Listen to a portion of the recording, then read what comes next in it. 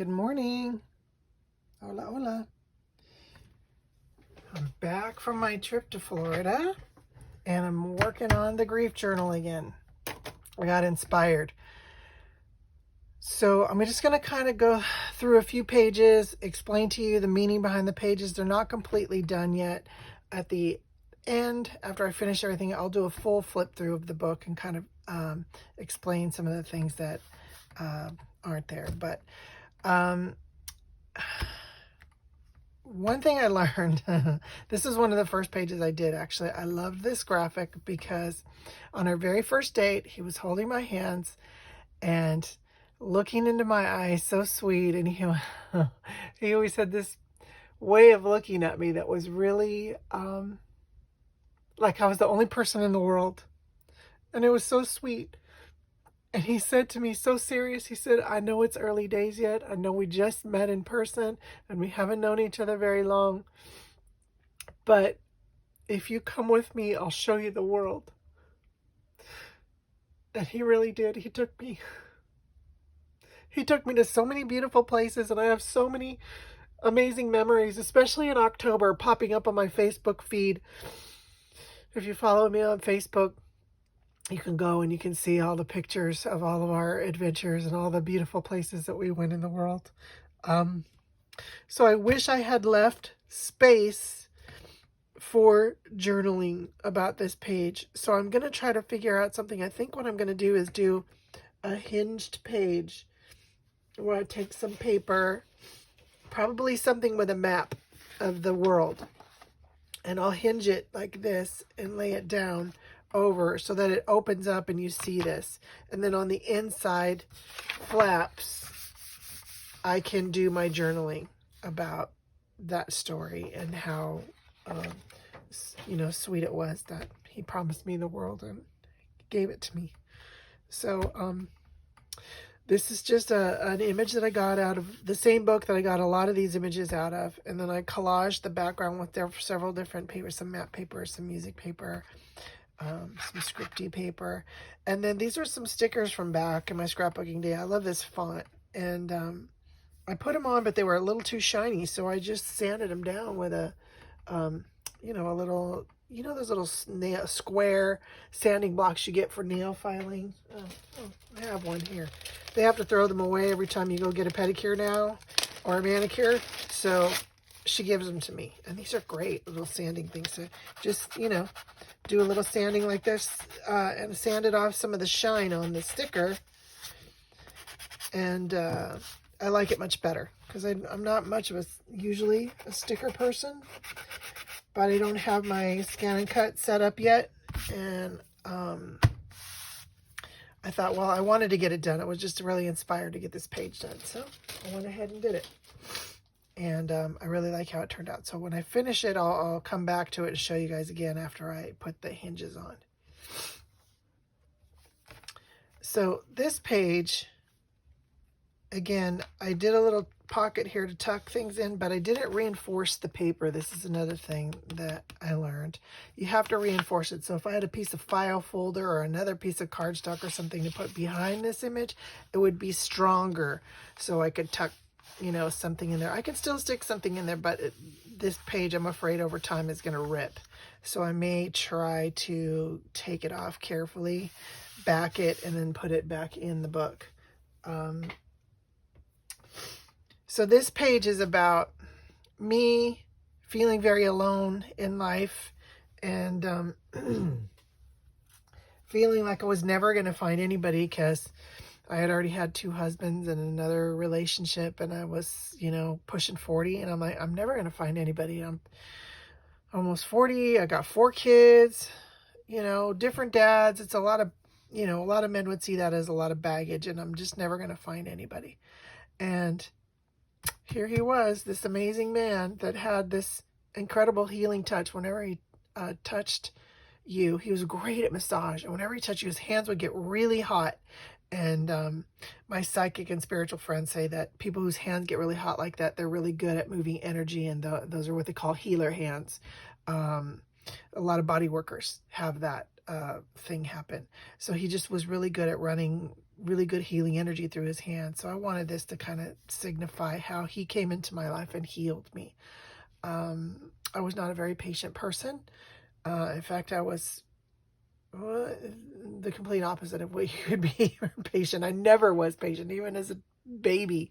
I think when they were standing in line for attributes and qualities in heaven before I was born, I didn't have time to wait in that line, so I didn't get any. But he definitely brought patience into our life, and kindness, and and humor, so much humor. I didn't realize how much humor he brought into our life until it was gone. So, I want, again, as another page where I just made this little space to tuck in some journaling, and probably what I'll do is make a little notebook like I do, and tuck a little notebook in there that has several pages that I can write down those things. And then I'll put some kind of words or graphics on here about, I'm going to look for a quote about healing and how love can heal. Because in so many ways, his love, when he came into our life, he healed all of us. My kids and I, we were all pretty emotionally broken. And he was really great at just bringing out the best in all of us. So I really want to finish this page. I love it. I love the start of it, but I got to get going. But I wanted to kind of share where I'm at with all these, and then we'll go over them again, as I get further down the road on them. So I wanted to kind of show you how I do, hang on, I got to blow my nose, guys, sorry. Okay, so I found this image in a book, and it was actually bigger images, but see what I did was I cut these people out and I made this page. Then I cut these two out and made another page, and I cut these two out and made another page, and all three of these are going to be for my 3 weddings, or maybe 2 weddings and a vow renewal, and then I have another page for our actual wedding. But I just wanted to kind of show how, you can cut one thing out, but you can there's still other things that you can utilize in that image to do really amazing things. So this page I really love, and I did actually make room for journaling cards this time. So I have this big one, and I can actually back this with more paper so I can, print out, because I'm finding typing it up in a small font and printing it out and putting the pages that way seems to work a little bit better for the content, because I tend to want to write a lot, and my handwriting is bigger than, obviously the fonts that I can print out. So there's a mixture of my handwriting and typed things in there. But I can also stick some little tags in there with some photos on the back of he and I at the different things. So this is just a little thing that I made. It was a little doily that I inked with some of the pink Distress Oxide. And then I had these little roses, and then this is just a little fiber that I gathered together and made a little bow out of, and then glued it all together on a piece of paper with a paper clip slipped on it. So they call these things snippets, and I use it kind of to hold the page, to hold the little window closed. So inside is our photo of our wedding in Hawaii. This is the official legal wedding when we were legally married. And we got married on a beach. I forget the name of the beach, but it's in Maui, kind of over by McKenna Beach, past Kihei. So it's a gorgeous spot, and we were on a cliff, and it was amazing, and it was a beautiful ceremony. I've just watched the video again, and his English was a little more heavily accented when we first met or first married. And so there's this one part where this Hawaiian priest, he was so great, and he says, Pasquale, say to Karen, I vow to you. And Pasquale says, I bow to you.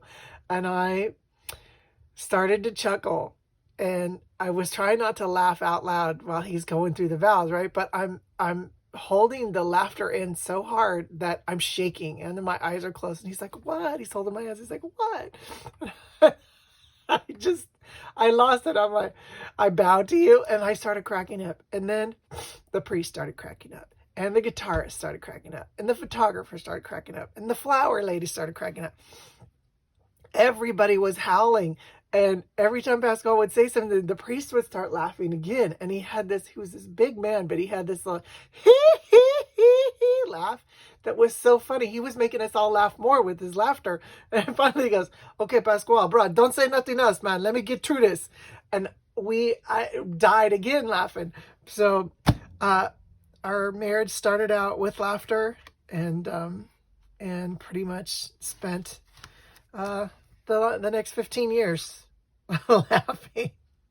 So I love this. This was after the ceremony. They took some photos after, and I just love it. So I'm going to journal that whole story here, and then I have extra space back here that I can stick more stuff, or a few more photos or whatever I want to put in there. So I love that. Love that page. And I have this page that I made for our wedding in Spain. When we got married in Spain, we had a themed wedding now he had never been married before, and he wanted to get married in his hometown with all his friends and family, because only 6 people came for our wedding here. And as I mentioned before, we got married 3 times. So in Maui, then we got married again in California because the kids wanted to be part of the wedding. And then we got married again in Spain. And then we renewed our wedding vows on our 10th anniversary again in Hawaii. Not on the same beach, but close to the beach where we were originally married.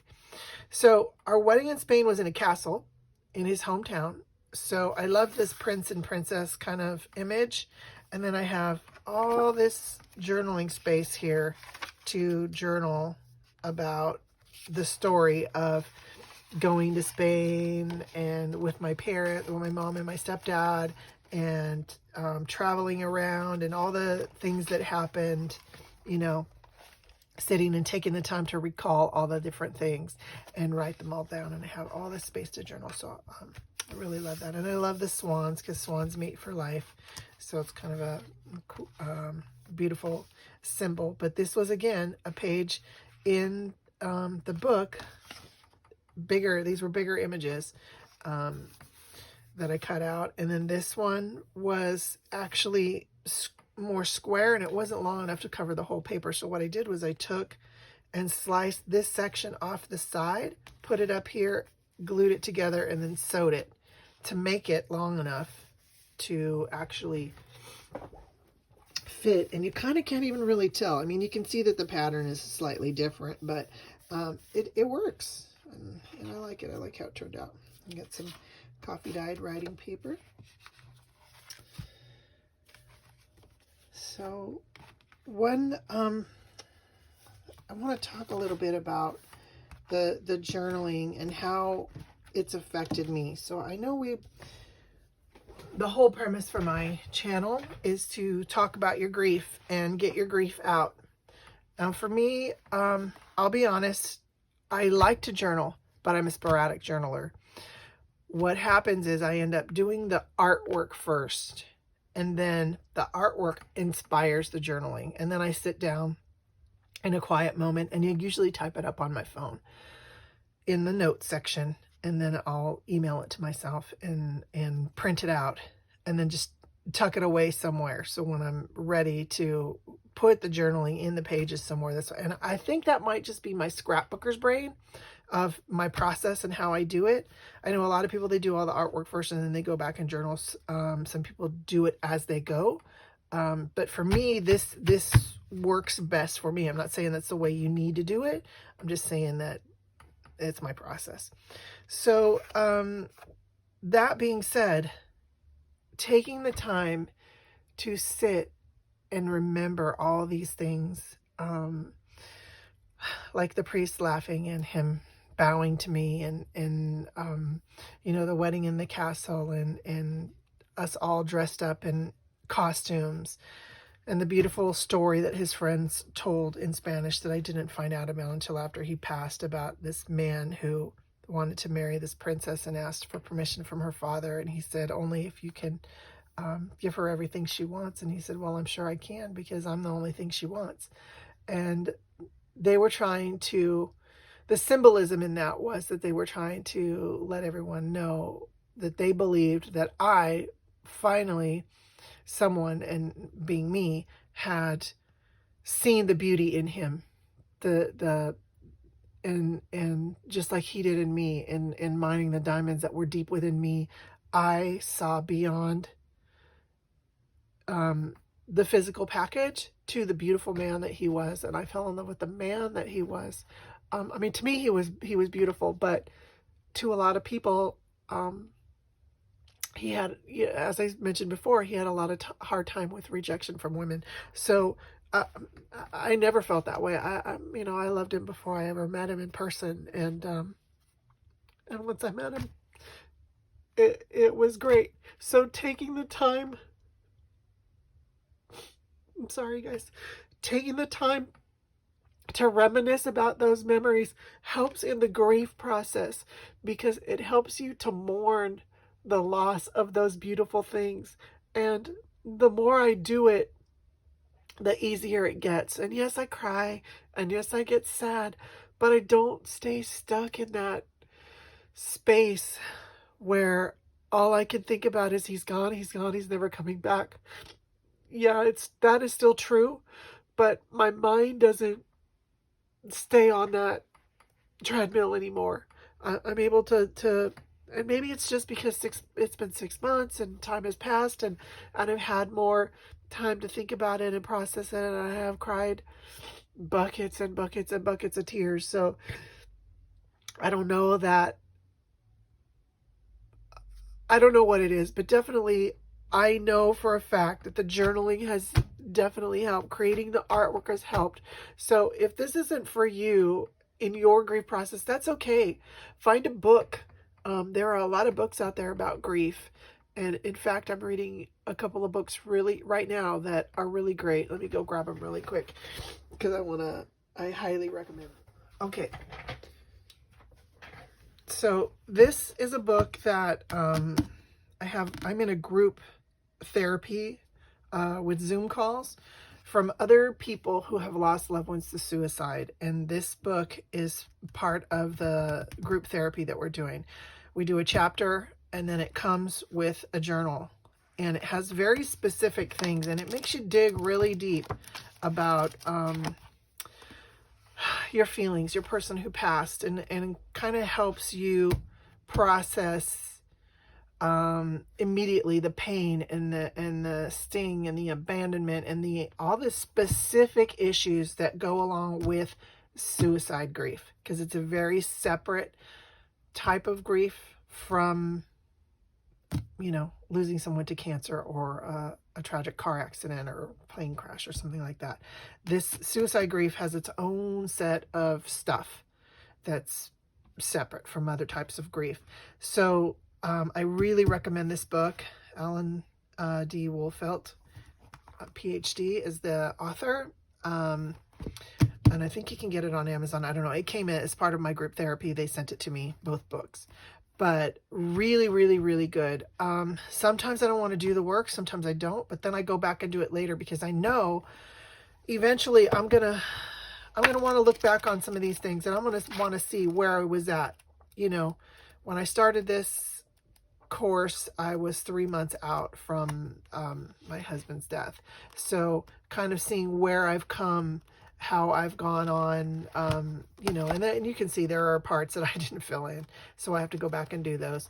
I don't have to, but I want to go back and do them. But this has helped me so much. And then I can go through this and I can translate some of this stuff into my grief journal, my scrapbooking grief journal that I'm doing, my junk journal. I don't want to call it junk journal. It's like a treasure.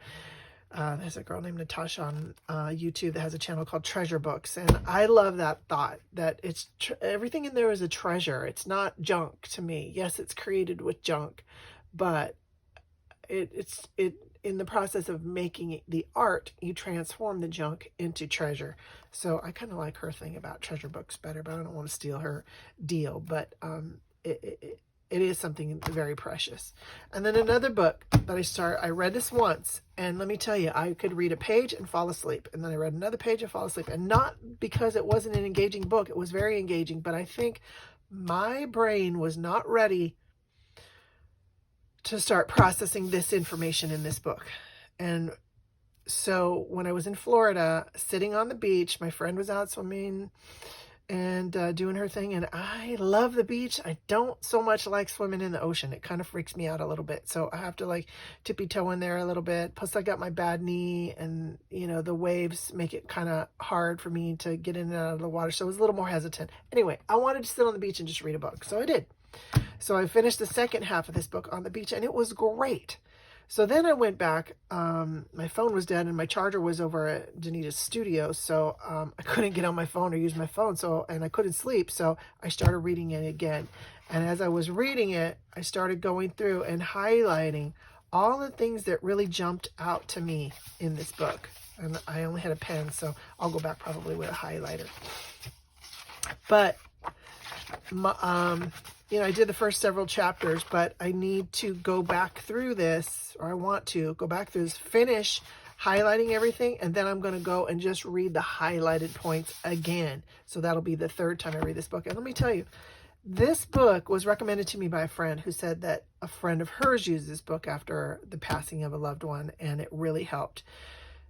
This woman lost her husband in her mid-30s to cancer, and she had 2 little girls, and so she knows firsthand about losing a spouse and the grief that goes along with that. Now, it wasn't a suicide, it was cancer, but the feelings and the emotions over being a widow are the same, and it could be the same for a divorce, for other types of grief that you're dealing with. Basically, the premise of this book, in a nutshell, and these aren't her words, these are mine, is your life before the person's death was your old life, okay? And what I realized when I was in Florida, in essence, was when my husband killed himself, he killed me as well. He killed the me that I was when I was with him, because I'm no longer that woman. The identity that I had as his wife is completely gone. And that's why I was saying that a hole's been blown through the middle of me, and I had the loss of identity was very, very difficult for me, because I didn't know who I was anymore. I wasn't his wife anymore.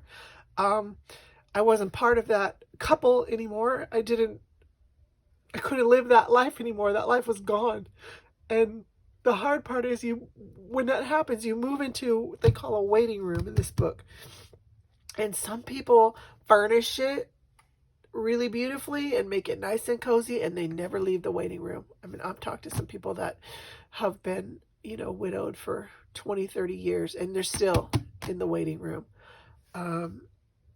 And whenever I meditate and picture the waiting room, it's like, okay, I used to work at juvenile hall, and the old juvenile hall was like very, just picture 1950s, late 1940s, early 1950s, institutional, puke green walls and putty brown metal furniture, very cold, very sterile. That's what my waiting room looks like. And I pace in there like a caged animal. I want out so bad. But I know that for now I need to be there, because I can't go back to my old life. I can't live that old life anymore. It doesn't exist anymore. But the new life that's coming, that I'm going to be building, isn't happening. So what you do in the waiting room is you build a launch pad, she calls it, where you start learning to plug back in, going on a little trip, going out to dinner with a friend, going to a movie, spending time in social engagement again, because you tend to want to just hide away and not talk to anybody when you're grieving. So the whole point of this is building your launch pad in the waiting room so that you can launch out of the waiting room into your new life and experience a second first date, a second, first whatever, a second first job, a second first I'm at a loss right now. I can't think of it, but this book has helped me so much, and I feel like I've really come so far. And I still feel like I have the hole blown through the middle of me, but now I feel like there's a thin layer of scar tissue, and it's still real tender, and it's still real, hard some days, but I'm definitely better than I was. And it's not anything that you can get over. You have to get through it. You have to get through the grief and to the other side of the grief. And the grief is still there, and you'll carry it with you always. But there comes a point when there's a shift. And I haven't completely shifted, but I've shifted enough that I'm not blaming myself for his death anymore.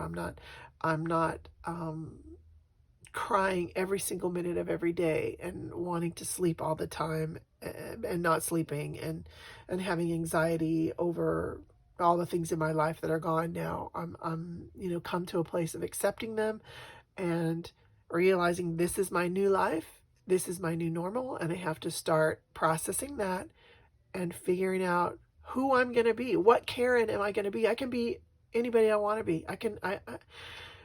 Sad as it is, I can build a beautiful new life at the expense of my husband's life. And that's hard to come to terms with, but he wouldn't have wanted me to sit around and be sorry and sad and crying all the time. He would hate how much this has torn me up. So, because he was so kind and he loved me so much. So I just wanted to share this book and let you know that there are some things out there that can help you. And this also has some journaling. You're supposed to keep a little notebook and do some journaling. So both of these combined with my, my art journaling have really helped me to get further down the road on my grief journey. And I just wanted to share that with you. And if you are in a situation, I know I've been getting some viewers who also are experiencing grief, and they've reached out and said some things that are encouraging me to continue to share my process, because I think it is helping some people. And I'm not a professional counselor or anything like that. I'm just sharing my information and the things that I've done that have worked and helped me. And I'm hoping that, somehow it'll help someone else. So just getting, as I told you before in my very first video, just getting the grief out of your head, out of your heart, and onto a piece of paper where you can kind of just, okay, it's there now. I'm not carrying it with me. Some cultures use a grief vessel that they put all their grief metaphorically into. There's different processes that you can use, and I'm exploring all of those. But I'm just saying, for me, the art and these two books and my group therapy have been a lifesaver.